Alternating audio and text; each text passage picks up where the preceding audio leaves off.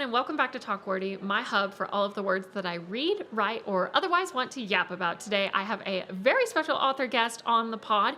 She's the author of stories where happily ever afters are always guaranteed, and her newest book in the Kirby Falls series, Leave Well Enough Alone, releases May 26th.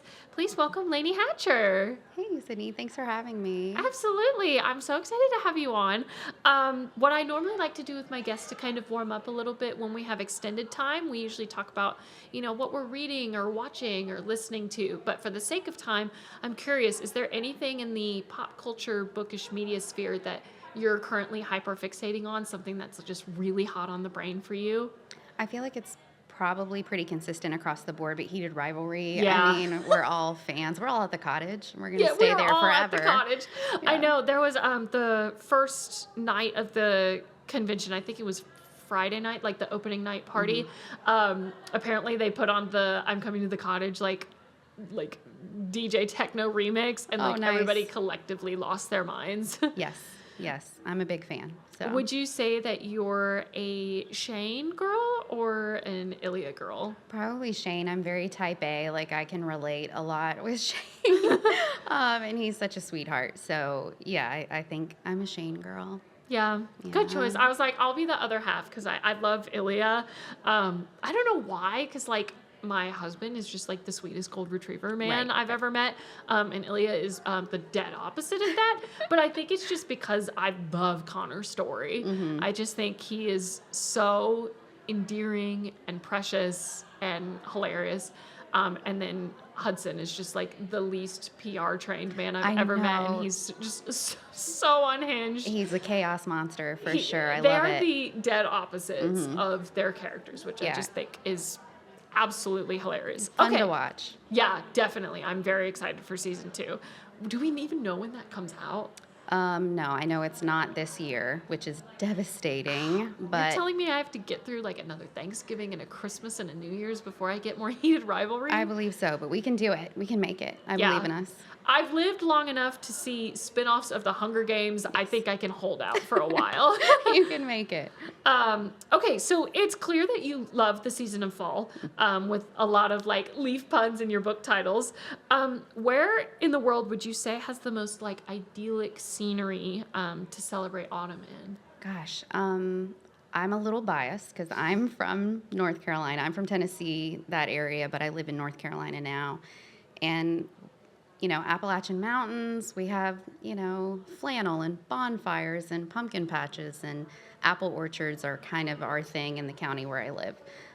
So we see a lot of tourists, which are great for the economy, and we share our town with the tourists, and they come to visit in fall, and it's really beautiful to see. Although I would love to travel to Vermont. I see, Yes. beautiful imagery there. So that's on my bucket list, to have a fall in Vermont at some point. But yeah, I'm a little biased. I'm going to say Western North Carolina for sure. Well, I mean, it's also, Western. I was going to say, I love coastal North Carolina, but the fact that it also has the duality of being really Yes. pretty in the fall, I'm going to have to go visit. Yeah. That's going to go on my bucket list. I'll go to There North you Carolina and you could go to Vermont. Perfect. Okay, so obviously, we have your book here, but for some of our listeners that aren't familiar with you or your work, tell them a little bit about the Kirby Falls series or some of your other books as well. I think my brand is very much feel good rom-coms with green flag heroes and slow burn spice. So that's really what a lot of my stories revolve around, and they're mostly just a good time. You'll find yourself smiling and laughing from the first few pages on through the end of the book. So I love that. Specifically the mention of green flag heroes, because Yes. obviously we love dark romances, and Yes. in fiction red flags just appear very green, which is wonderful. But specifically, what do you think characterizes a green flag hero? Just a good guy, just really good. A lot of times I feature mailman characters where acts of service are how they show love. And that's really prevalent in green flag heroes, I would say. They, maybe they're grumpy, maybe it's a grumpy farmer, but he's going to take care of you and make sure you're comfortable. And that can go a long way. Definitely. Okay, so I want to play a quick little game. Okay. What I'm going to do is I'm going to list out 5 tropes that exist within your books, and you have to rank them in first place through fifth place. Okay. But once you rank them in a spot, they're locked. Oh no. Okay. And you don't know what tropes are coming next. Okay. All right, ready? Okay, reformed bad boy. 5. Ooh, okay. I know I just wrote that, but like as a reader, yeah, okay, 5. I'm Okay. gonna stick with it. Black cat x golden retriever. 3. I like that. Found family. 2. Okay. Second chance romance. 4. Is that right? How many do I have Yeah, left? you have 4 and 1 left. 4. Okay. 4? Yeah. Okay. Looks like number 1 is age gap. Oh my gosh. I did that bad. Okay, No. if you had to go back and rearrange them, where do you think that they would fall? I would, that's I'd move age gap down a little bit. I think it's great to read, but I'm not writing it a lot because I don't know why. The book I have coming up is age gap, which is really, really crazy. I think it's a fine line. And she, in the upcoming book, she is older and he is younger. And I love that. So yeah, I'm fine. Let's leave it number 1. Let's do Oh, it. I'm going to nice. stick with it. There I'm you go. committed. Commit to a bit. Yeah, of course. Okay, is there anything that you can tease regarding what's next for you? Yeah, so this is actually fun. Coming this fall, I'm starting a brand new series, and it's always fun to start a new series because all the brainstorming, and I'm a heavy plotter, so I've outlined the whole series. I know what's going to happen in these 5 books, and I'm starting an Asheville foodie series.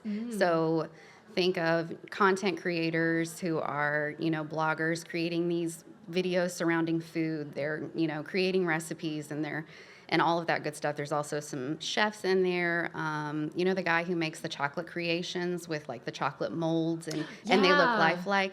There's a guy like that in there. So yeah, Ooh. so there's a lot of fun stuff that goes around my love of cooking and baking. So I was excited to do a series like that. It's very small town vibes.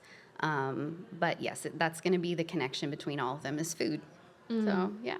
I was going to say, if you were going out to dinner with a new friend, just with you being a big foodie, where are your like top 3 places that you would like recommend going with them, and what would you want to order? So in my own town, like I have some of my favorites that I go to a lot. But my policy is whenever I go anywhere new and I've never been there, I always order a Cuban. If they have it on the menu, I get a Cuban sandwich. Like that's just my thing. So yeah, I would bring a friend and we would order Cubans, and that's how we would know if we like the restaurant. I love that. So obviously you have several books under your belt. Yeah. Congratulations on such a wonderful career thus far. Thank you. I'm curious, what is something that you've learned through your author career that you wish someone would have told you about sooner to like kind of brace for? I think planning and social media. That is, sort of know your brand, know what lane you're in right off the bat, and keep those things consistent. Because readers like consistency. They like knowing what they can expect from you. And I think that's really important. So it's easy early on in your career, you're sort of jumping around. You're trying to figure out what works best, what you like, the kind of author and writer you're going to be. But I think it's important to sort of nail that down early. If I could go back and tell my baby author self, I'd be like, get it together and stay that way. For Yeah. sure.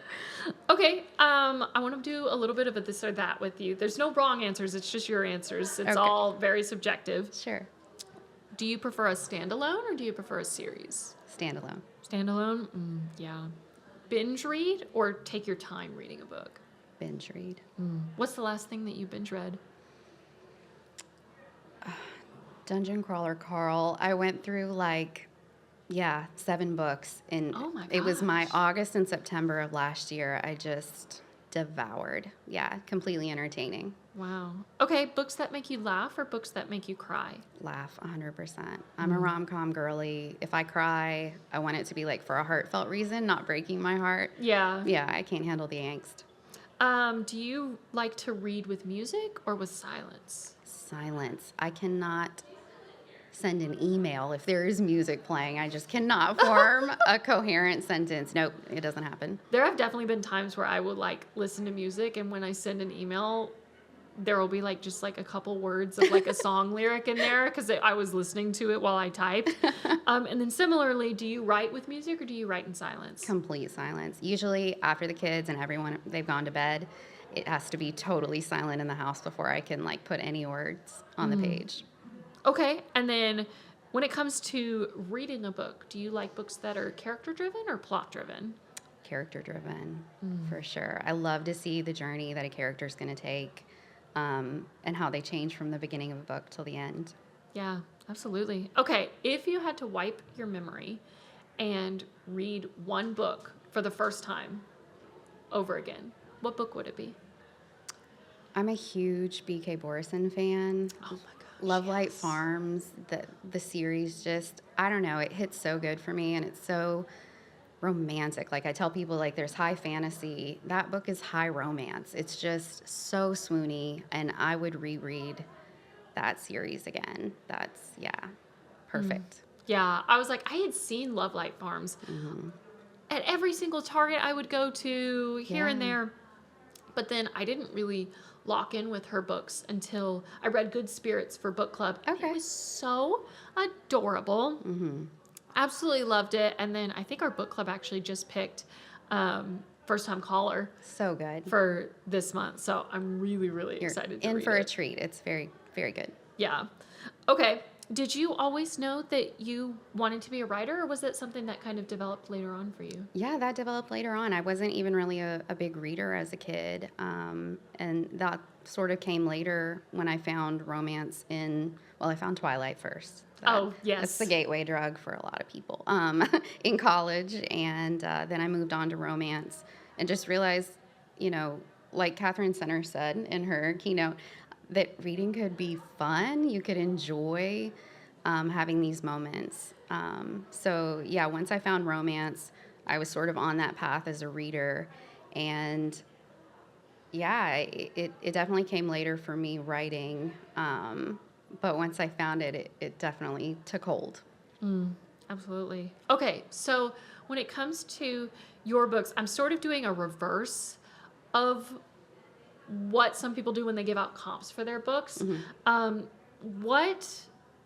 What media out there, whether it's TV, movies, other books, if consumers like those things, like if they like those TV shows or movies or other books, you think that they would be like your target audience for your books? What kind of shows and movies out there or books do you think resonate and tie back to your books? I think if you were a Gilmore Girls fan back in the day, like my voice and my characters and my humor will probably hit for you, for sure. Yeah, I was going to say, when I was like doing my research for the interview today, I was like, I'm getting such Stars Hollow vibes Yes. with this. Okay, so at the time that we're recording this, we're at Lovelit, and it's February, but there's a really good chance that when the episode comes out, we're pretty down the line into the future. So for all of our listeners that are watching this from the future, where can they find you? Where can they find your books? And are you going to any other upcoming events? I will probably have a local book fair in the Charlotte area in the fall, because that's really close to where I live. So Charlotte is a great option there. And I'm most active on Instagram, and that's where I hang out the most and talk about what I'm reading and writing, and a little bit on Facebook. But Instagram is the place to be, in my newsletter as well. Awesome. Yeah. Okay, well, there you have it. Thank you so much for tuning in to Talk Wordy. My special thanks again to Laney Hatcher for coming on the show. Yeah, thank you. Absolutely. Don't forget to follow the podcast on Instagram at Talk Wordy Pod, and I will see you in the next one. Bye, you guys.